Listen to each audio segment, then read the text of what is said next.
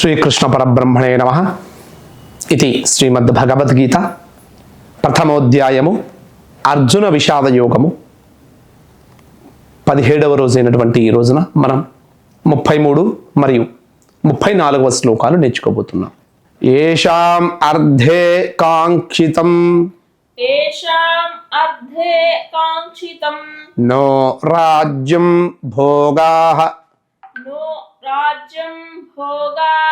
సుఖాని చ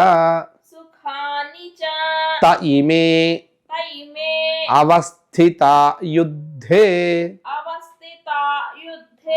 ప్రాణాం త్యక్త్వా ధనాని చ. ఇది కొంచెం కష్టంగా ఉంది కాబట్టి పద విభజన చేసుకుని నేర్చుకుందాం. ఏషాం అర్ధే కలిపితే ఏషాం అర్ధే అవుతుంది, ఏషాం అర్ధే. అలాగే భోగాః సుఖాని కలిపితే భోగా సుఖాని, సా కింద సావత్ వస్తుంది. విసర్గ పెట్టినట్లయితే భోగాః సుఖాని విడదీసి చెప్పాలి.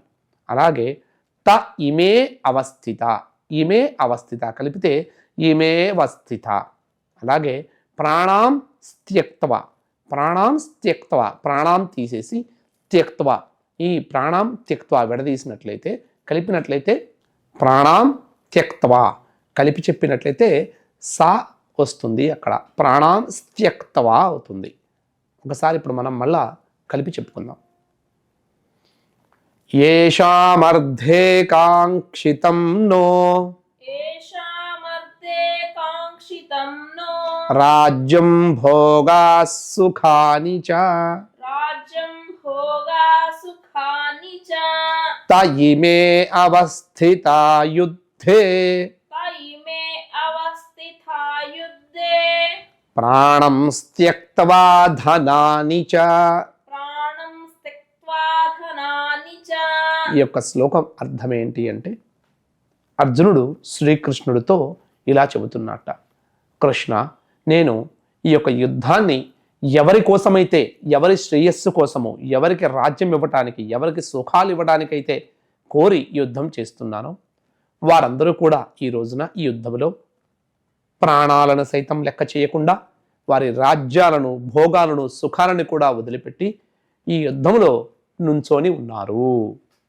అంటే తన వారందరి కోసం యుద్ధం చేస్తున్నటువంటి అర్జునుడు, తన వారందరూ కూడా ఈ రోజు ప్రాణాలను లెక్క చేయకుండా యుద్ధంలో నుంచొని ఉంటే రేపు వారికి ఏదైనా సరే ప్రాణ నష్టం కలిగినట్లయితే ఈ రాజ్యం అంతా దేనికి అని ఆయన యొక్క మనసులో ఉన్నటువంటి భావాన్ని కృష్ణుడితో వెళ్ళబుచ్చాడు. ఆచార్యాః పితరః పుత్రాః తథైవ చ పితామహాః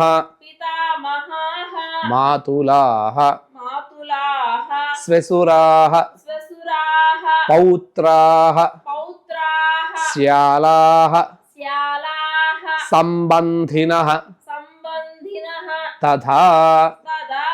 ఇప్పుడు కలిపి చెప్పుకుందాం. ఆచార్యాః పితరః పుత్రాః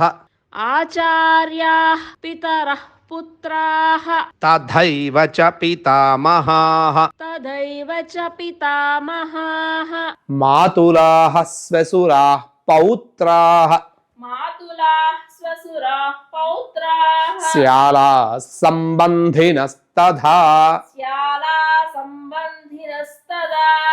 ఈ యొక్క శ్లోకం అర్థం ఏంటంటే, అర్జునుడు కృష్ణుడితో ఇంకా చెబుతున్నట, ఆచార్యులు అంటే గురువు గారు, అలాగే పితరుడు తండ్రి సమానులైనటువంటి వారు, కొడుకు సమానులైనటువంటి వారు, అలాగే పితామహులు తాతలు, మేనమామలు, మామలు, మనవళ్ళు, అలాగే నాకు దగ్గరైనటువంటి వారందరూ కూడా ఈ యొక్క యుద్ధములో ప్రాణాలను సైతం లెక్క చేయకుండా వారి యొక్క భోగాలు, రాజ్యాలు, సుఖాలు వదిలిపెట్టి ఈ యొక్క యుద్ధభూమిలో నిల్చొని ఉన్నారు.